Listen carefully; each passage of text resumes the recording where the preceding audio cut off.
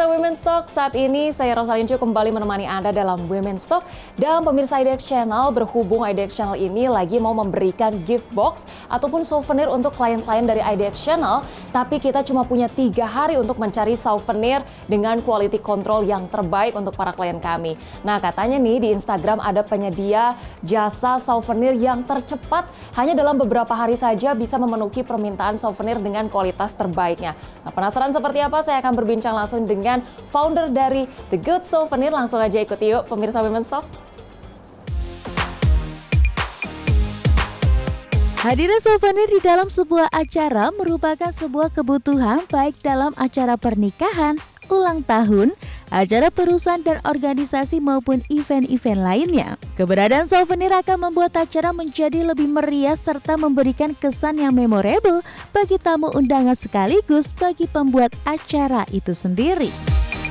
Oleh karena itu, bisnis pembuatan souvenir menjadi sebuah peluang usaha yang banyak diminati dan tentunya menghasilkan cuan karena meningkatnya permintaan akan kebutuhan souvenir di masyarakat. Salah satu pelaku bisnis souvenir di Indonesia ialah The Good Souvenir yang menyediakan berbagai jenis produk souvenir mulai dari tumbler, mug, hingga notebook untuk berbagai acara perusahaan hingga pernikahan. Lantas seperti apakah potensi cuan bisnis penyediaan souvenir di Indonesia? Simak perbincangannya bersama dengan CEO and founder The Good Souvenir, Nadifa Zahra, hanya di Women's Talk. Halo Mbak Nadifa, thank you buat waktunya. Iya, okay. Nah pemirsa Women's Talk, sekarang saya sudah bersama dengan founder dari The Good Souvenir, iya, yaitu Mbak Nadifa Zahra ya. Oke, nah pemirsa Women's Talk sekalian nanti Mbak kita mau cari-cari souvenir ya untuk klien-klien dari IDX Channel. Pertama-tama kita ngobrol dulu kali ya Mbak. Iya, boleh Sebetulnya banget. The Good Souvenir ini mulai tahun berapa sih Mbak? Strategi promosinya sampai hari ini bisa bertahan seperti apa? Iya. Kita itu mulai untuk The Good Souvenir ini kita mulai tahun 2018 Mbak. Oke. Jadi pas banget saat itu kan kita ngebangun ini pas aku awal baru mau menikah sebenarnya. Karena awal mulanya itu aku mencari souvenir untuk pribadi kan. Nah awal cari souvenir yang kekinian itu apa sih? Ternyata pas banget kayak souvenir kulit gitu. Iya. Nah souvenir kulit itu ternyata kan karena aku emang basicnya udah pernah jualan kayak bahan kulit. Aku tahu akhirnya kita buat sendiri tuh. Akhirnya kita melihat peluang di situ kan. Nah, peluang ternyata di situ ternyata kita bisa memasarkan secara online juga gitu. Tapi awal-awal kita awalnya bukan ke corporate dulu tuh. Kita awalnya ke wedding gitu. Wedding 2 tahun ada wedding kayak gitu. Di tahun 2012 berarti mulainya dari 2018. Sorry, 2018 mulainya dari wedding dulu ya. Dari wedding dulu kita bisa 2 tahun tuh Mbak. Nah, setelah 2 tahun wedding barulah kita fokusnya ke corporate. Gitu. Dengan corporate dia secara potensinya lebih bagus gitu. Corporate dan permintaannya lebih tinggi juga. Gitu. Nah, kenapa tuh Mbak kira-kira corporate yang justru demand-nya lebih tinggi? Karena sebenarnya wedding juga kan kalau kita lihat dari jumlah tamu atau mungkin pesta ulang tahun kuantitinya kan banyak ya, bener setuju Mbak. Nah, jadi itu kita kan kalau misalkan kayak wedding itu mereka kuantitinya meskipun banyak tapi secara kita ngambil keuntungan itu tidak bisa terlalu tinggi gitu. Jadi paling mereka kan kayak budget paling 10.000, 5.000 kalau wedding gitu kan. Dan itu paling kuantitinya 500 sampai 1.000. Tapi kalau kita mau ngambil kayak keuntungan gitu tidak terlalu banyak lah, ibarat kayak cuannya gitu loh Mbak gitu kan.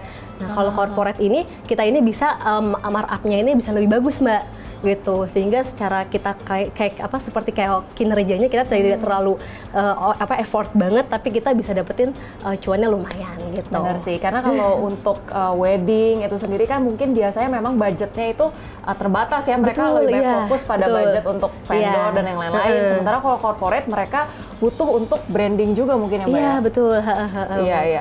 Nah berarti sejauh ini dari tahun 2018 sampai sekarang kan sempat melalui masa pandemi ya Mbak ya? Iya betul. Berarti sempat juga kan ada beberapa event yang akhirnya dari offline jadinya online. Nah strategi penyesuaiannya gimana tuh Mbak? Oke, jadi kalau saat kita di pas saat pandemi itu ya, kan pandemi itu 2019-2020 ya. Memang kita pas online itu sebenarnya kita memang fokusnya itu meskipun kita kan awal mulanya itu merchandise ini memang pemasarannya via online ya.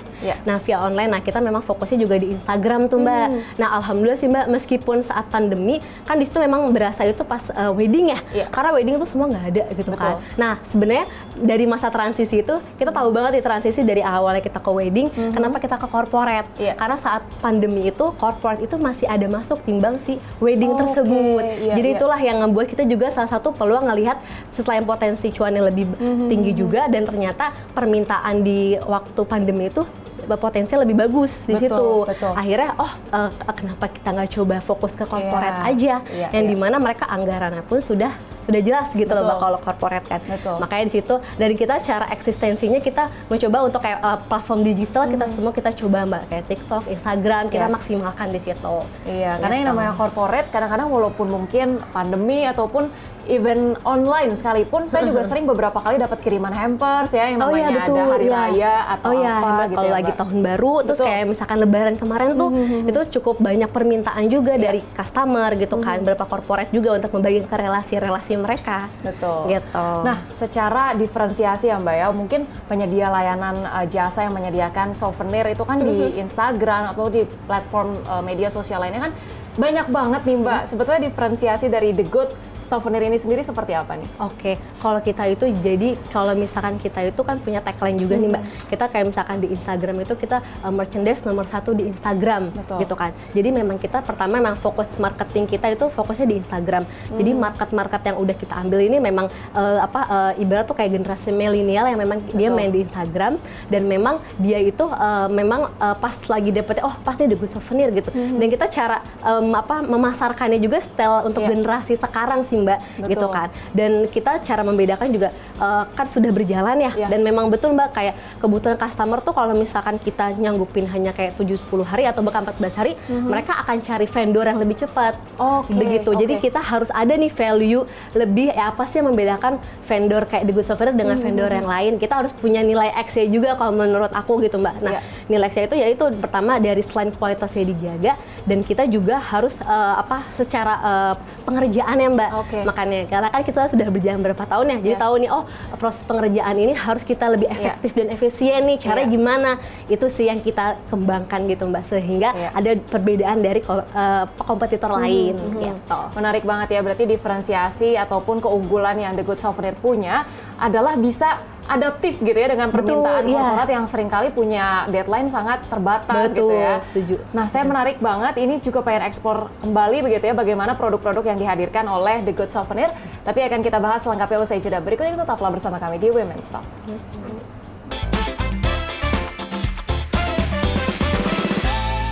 Sempat lihat ya di sini ada tumbler, kemudian juga tadi ada notebook, ada gift set ya.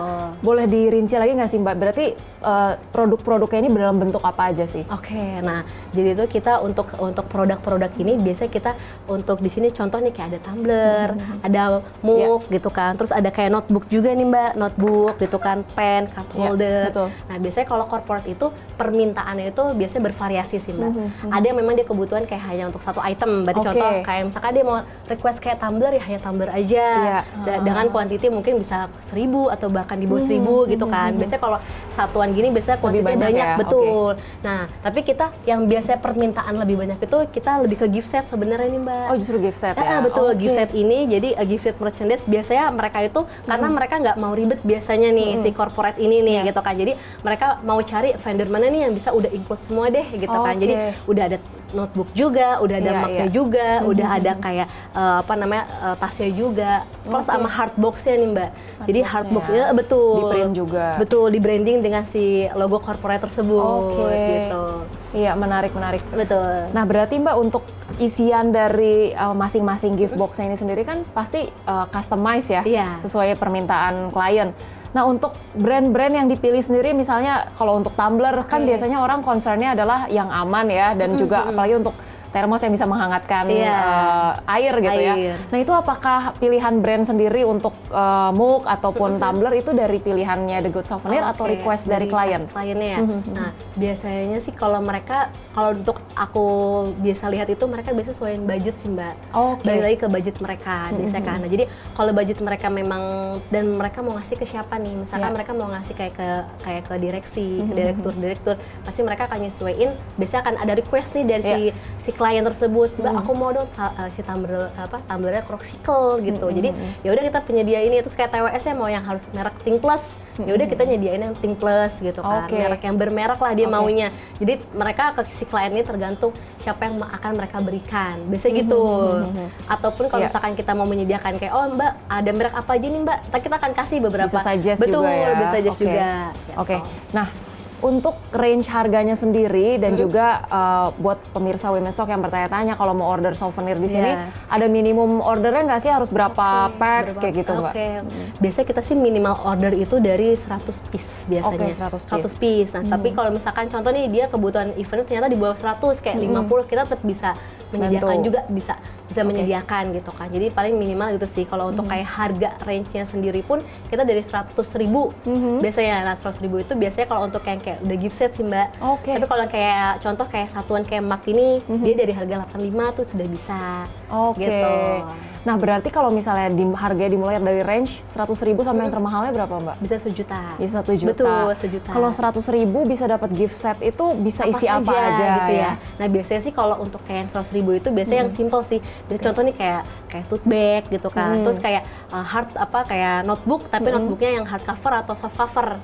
Biasanya kalau ini kan bahan letter ya. Bahan letter. Nah, biasanya soft cover sama si pen. Biasanya itu mereka biasanya buat kayak acara kayak seminar kit ya. Karena kan budgetnya mungkin yang standar, terus mereka bisa bagiin untuk kayak 500 si peserta segala macam, biasanya gitu. Oke, menarik. Nah, terkait dengan The Good Souvenir yang sudah bekerja sama dengan klien berarti hampir 6 tahun kali ya Mbak? Betul, jalan tahun ini 2024 sudah jalan 6 tahun. Jalan 6 tahun ya. Betul. Dari progres sejauh ini apa saja sih Mbak yang menurut Mbak Nadifa ini merasa klien itu sebetulnya membutuhkan hal-hal seperti ini dari jasa penyedia souvenir? Paling sih biasanya si customer ini nih, jadi tuh biasanya dia permintaannya sih kadang sih ada unik-unik juga sih Mbak, gitu. Malah dengan kitanya sering berkomunikasi dengan si customer itu, kita tahu nih Mbak kebutuhan sekarang tuh mereka mau seperti apa, gitu. Nah biasanya nih kalau masuk, jadi setiap tahun itu mereka akan kebutuhannya pun berbeda-beda. Biasanya nih kayak tahun sekarang mereka lebih senang yang kayak eco-friendly. Jadi contohnya nih seperti ini loh Mbak. Nah ini kan eco-friendly ya. Jadi misalkan kayak gini eco-friendly, terus kayak pennya maunya bahannya dari si bambu. Jadi mereka ada value-nya yang mereka tonjolkan juga yang dari lebih sustainable buat lingkungan ya. Itu biasanya sih yang buat masukan buat kita juga. Nah, tapi justru kalau dengan tren yang saat ini banyak perusahaan yang ingin menghadirkan citra bahwa mereka adalah perusahaan yang berkontribusi ataupun punya concern dan kepedulian terhadap lingkungan, akhirnya dalam pemilihan souvenir pun memilih bahan-bahan yang ramah lingkungan. Iya, betul. Biasanya lebih mahal atau justru lebih affordable nih Mbak? Kalau itu dia sih Mbak, benar kalau misalkan eco-friendly ini biasanya mereka harganya lumayan agak lebih tinggi juga. Ya? Betul. Karena kalau misalkan kayak barang impor ini kan memang dari luar ya. Nah, itu harganya bisa lebih hemat lah terbilang ya. Memang kalau misalkan yang memang kalau dia value-nya ini lebih ke eco-friendly.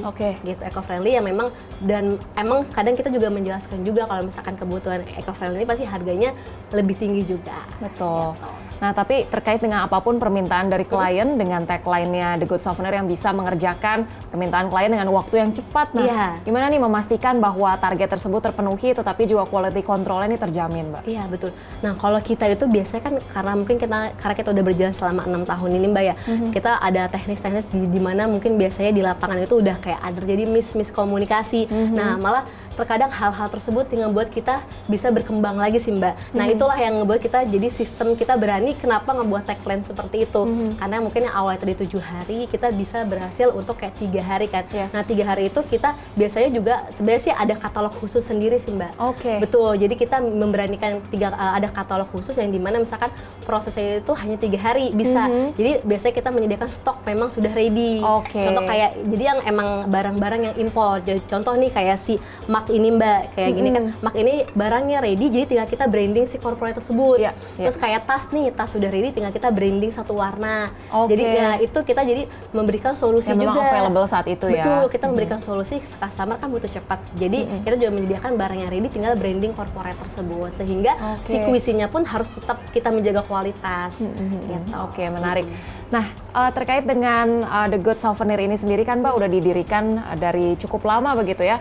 Nah, saya penasaran juga nih kira-kira tantangan apa saja dari waktu ke waktu yang sudah dihadapi dan juga disiasati begitu ya, strateginya bagaimana oleh The Good Souvenir.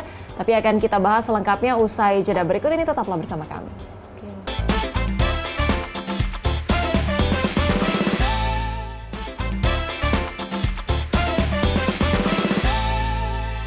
Dan pemirsa Women Stock masih berbincang-bincang dengan founder dari The Good Souvenir, Mbak Nadifa, terkait dengan The Good Souvenir yang sudah tumbuh hampir 6 tahun ya saat ini ya. Strateginya tuh ada perbedaan nggak sih Mbak dari waktu tahun 2018? Ada perbedaan nggak, apalagi di promosi di era marketing digital ini ya Mbak? Ya, biasanya kalau jadi untuk yang tahap awal banget sih Mbak, kalau 2018 itu kan kita masih baru banget mencoba gitu ya. Mencoba itu sih tantangannya lebih kayak effortnya lebih ada banget tuh Mbak. Tapi berjalannya waktu dengan sekarang untuk era digitalisasi sekarang ya Mbak ya, yang dimana kita bisa menggunakan semua platform yang ada di media sosial. Contoh kayak misalkan Instagram, terus TikTok gitu kan, Facebook. Nah, kita biasanya memaksimalkan digitalisasi tersebut gitu kan. Jadi sosial media itu kita maksimalkan, yang dimana memang tim-tim kita juga untuk sosial media pun sudah siap semua gitu kan, sudah mensupport itulah Mbak. Gitu sih Mbak. Oke. Nah, untuk promosi sendiri nih Mbak di sosial media gitu ya, untuk strategi yang digunakan oleh brand-brand ini kan kadang-kadang mungkin menggunakan endorse atau misalnya advertisement gitu ya. Nah, yang digunakan untuk The Good Souvenir sendiri yang works itu seperti apa ya Mbak? Nah kalau kita itu kan karena memang fokusnya ke corporate ya Mbak ya. Yang corporate itu memang sebelumnya kita pernah mencoba kayak coba endorse gitu Mbak. Memang karena kita harus mencoba dulu nih supaya kita tahu nih impact mana yang kelihatan lebih bagus gitu kan di market kita. Betul. Kalau kita nggak mencoba kita kan nggak tahu ya Mbak. Nah dari endorse kita coba endorse dan ads juga. Nah di situ yang memang kelihatan bagus dan sampai sekarang konsisten itu di ads Mbak. Ads justru ya? Di ads-nya by Instagram ini gitu. Jadi kita fokus, kita itu setiap bulan itu selalu rutin, selalu kita iklan. Oke, tiap bulan ya? Tiap bulan, karena kalau kita nggak iklan itu, kita nggak bisa, orang nggak akan tahu juga gitu kan. Dan kita sebenarnya kalau dari customer The Good Souvenir sendiri ini, rata-rata 50% itu mereka akan repeat order. Jadi kita udah memang punya klien yang memang mereka sudah tahu kualitas kita, kinerja kita seperti apa. Sehingga biasanya 50% itu memang dari customer kita yang lama, kita lebih menjaga. Terus 50% ini customer baru. Nah itulah yang ngebuat kita terus growth gitu Mbak, terus bertumbuh sebenarnya. Luar biasa benar berarti katanya ketika sebuah brand ataupun jasa dihadirkan ini, bagaimana melihat keberhasilannya adalah bukan dalam 1 atau 2 kali order oleh klien yang berbeda, tapi ketika mereka repeat order berarti ada kepuasan, impact yang bagus. Betul sekali. Dan mungkin dari word of mouth juga sangat efektif begitu untuk membangun branding dari The Good Souvenir ini. Nah, dari kesuksesan The Good Souvenir hingga hari ini yang tadi saya lihat juga klien-kliennya banyak sekali ya. Klien-klien besar juga sudah percaya terhadap The Good Souvenir. Tumbuh dari seorang sosok perempuan Mbak Nadifa ini mendirikan di The Good Souvenir ini, di awalnya apakah sudah dengan banyak tim atau seperti apa nih? Kalau untuk awal banget itu 2018 pasti awalnya itu aku sendiri sih Mbak, yang memang berjalan gitu kan. Awalnya berjalan, nah habis itu karena memang aku punya adik dan kakak juga gitu kan. Nah, adik ini aku hire untuk ayo kita bangun bareng nih gitu kan. Aku ajak adik supaya untuk kita membangun untuk bisnis The Good Souvenir gitu kan. Awalnya hanya sendiri berdua, dan akhirnya aku punya tim yang memang terbilang udah cukup banyak lah sekarang. Saya cukup lah gitu kan. Sudah punya, ada masing-masing divisi kita sudah ada bagian-bagiannya, dari admin, keuangan, terus bagian sosial media, bagian untuk kayak yang produksi gitu kan, bagian gudang warehouse juga sudah ada. Nah, alhamdulillah banget dengan dengan The Good Souvenir ini bertumbuh, aku bisa memberikan kepercayaan untuk tim-tim yang bisa hadir sampai saat ini, sampai sekarang sih Mbak. Wow. Gitu. Tapi berarti jiwa entrepreneurship ini sudah ada dari kecil, memang cita-citanya ingin berkecimpung di dunia bisnis atau gimana nih Mbak? Jadi memang sebelumnya sih kalau mungkin kita flashback gitu ya Mbak ya, emang aku sebelumnya memang dari dulu itu memang suka yang namanya dagang atau jualan. Mungkin basically karena memang sudah bawaan gitu ya, memang sudah punya jiwa entrepreneur, terus sudah pernah tahu gimana saya jualan gitu kan. Jadi saat aku bertumbuh itu, jadi sudah tahu, oh jadi memang sudah punya ada jiwa usahanya sudah ada sih Mbak. Oke, dan akhirnya terrealisasi dan berhasil betul. juga gitu ya. Alhamdulillah, berarti atas izin Allah gitu kan Mbak, atas ridho orang tua juga, ternyata bisa berjalan dengan seperti sekarang ini. Betul. Nah, Mbak Nadifa ini kan sosok perempuan, saat ini juga sudah menjadi seorang ibu ya. Iya, betul. Ketika The Good Souvenir ada ini, apakah sudah berkeluarga atau belum nih Mbak? Oke, kalau untuk 2018 itu pas banget aku itu belum, itu baru mau menikah sebenarnya Mbak. Jadi kan sebenarnya The Good Souvenir ini awal nih kayak bulan Agustus atau September lah Mbak. Awal itu aku buka di sosial media gitu kan Mbak. Nah aku menikah itu bulan Desember. Jadi karena awal ide inspirasinya itu dari souvenir pernikahan, yang memang itu awal aku belum nikah gitu kan. Sampai sekarang sudah menikah ya semakin growth lagi Mbak. Betul. Tetapi sulit nggak sih Mbak menyeimbangkan antara waktu untuk keluarga, waktu untuk kerja, apalagi kan namanya dunia bisnis ya, ini juga kan dunia jasa, di mana klien kita nggak pernah prediksi ya, kadang-kadang permintaan mereka bisa tiba-tiba banyak, bisa tiba-tiba lagi kosong gitu. Nah ini menyesuaikan waktunya seperti apa nih? Kalau menurut aku sih, kalau misalkan kan kita harus bisa menyeimbangkan ya Mbak ya. Maksudnya kalau sebagai wanita ini kita kan apalagi sudah menikah ini ya, emang aku rasain biasanya itu kita harus, kalau untuk aku pribadi karena aku sudah menikah ya, dan kita juga misalkan aku sebagai seorang ibu dan aku sebagai orang istri juga, kalau aku sih prioritas utama memang dari segi keluarga dahulu Mbak. Keluarga. Nah, cuman dilihat dari selain dari keluarga, kita harus bisa gimana caranya kalau untuk kita karir ini harus bisa memanajemen dengan waktu pribadi kita sendiri. Dan aku saat itu prioritas utama aku, kalau misalkan aku mau fokus selain usaha, aku aku punya keluarga juga, aku harus punya orang kepercayaan di sini. Gitu. Jadi aku memberikan kepercayaan untuk satu orang gitu kan. Nah, jadi di bidang CEO-nya, jadi aku selain founder, aku juga ada CEO di sini supaya mereka bisa orang ini bisa megang penuh selalu di sini. Karena kita harus ada orang kontrol, ya kan Mbak. Karena bener Mbak tadi bilang kalau misalkan kita kan nggak bisa standby 24 jam di sini namanya usaha, dan kita harus memberikan kepercayaan itu untuk orang itu bisa ngontrol di usaha sini. Betul, luar biasa. Tapi kemudian menjadi tantangan tersendiri nggak sih Mbak menjadi seorang leader, tapi juga menjadi seorang perempuan, menjadi seorang ibu? Apakah ada dukungan mungkin yang Mbak rasakan dari keluarga ini sangat impactful terhadap perjalanan bisnis Mbak Nadifa? Iya betul, iya. Dengan The Good Souvenir ini bisa sebesar ini sih memang karena berkat dukungan dan memang doa-doa dari orang tua, dari suami, dari adik dan kakak gitu. Karena memang yang The Good Souvenir ini bertumbuh karena dari orang tua juga, terus dari kakak adik yang memang mereka ikut membangun The Good Souvenir juga sih Mbak. Oke, luar biasa. Nah, target ataupun harapan kedepannya nih untuk The Good Souvenir akan seperti apa nih Mbak? Kalau misalnya kita itu memang selain kita untuk fokusnya ini pengembangan gitu, karena pengembangan ini kita pengennya sih go-nya ini selain kita bisa se-Indonesia Raya, kita pengen ke nasional juga gitu Mbak gitu. Jadi selain kita juga ada beberapa, kalau misalnya ekspansi ini bekerja sama gitu kan, dan kayak IO, kayak agensi-agensi, biasanya kita untuk merambahnya seperti itu sih Mbak. Bisa merambah lebih luas lagi, tidak hanya di daerah mungkin Jabodetabek, tapi bisa betul-betul seluruh wilayah Indonesia ya. Betul. Mungkin ada tips ataupun quotes nih Mbak yang mau disampaikan kepada pemirsa Women's Talk, para perempuan yang mungkin seringkali masih merasa kurang yakin nih mau memulai bisnis ataupun mau memulai langkah baru yang ingin mereka tentukan. Biasanya kalau menurut aku tips sukses itu kita hadirkan suatu hal yang positif bagi diri kita, terus apa yang kita lakukan, kita mulai untuk fokus pada diri kita dengan versi, dan kita sukses itu dengan menurut versi diri kita masing-masing. Dan jadikanlah kita ibarat kayak bunga yang bisa bermekaran dan mengharumi untuk lingkungan sekitar kita. Keren banget. Berarti itu tadi ya, sukses itu adalah pencapaian versi diri kita sendiri. Betul. Jangan pernah membandingkan diri kita dan orang lain, karena keberhasilan itu adalah milik masing-masing kita sendiri ya. Terima kasih banyak Mbak Nadifa Zahra untuk perbincangan yang sangat inspiratif tadi, dan semoga perbincangan ini juga bisa memberikan banyak pesan positif, energi positif terhadap pemirsa Women's Talk. Tentunya jangan lupa untuk terus saksikan Women's Talk hanya di IDX Channel, dan terima kasih pemirsa Women's Talk, sampai jumpa.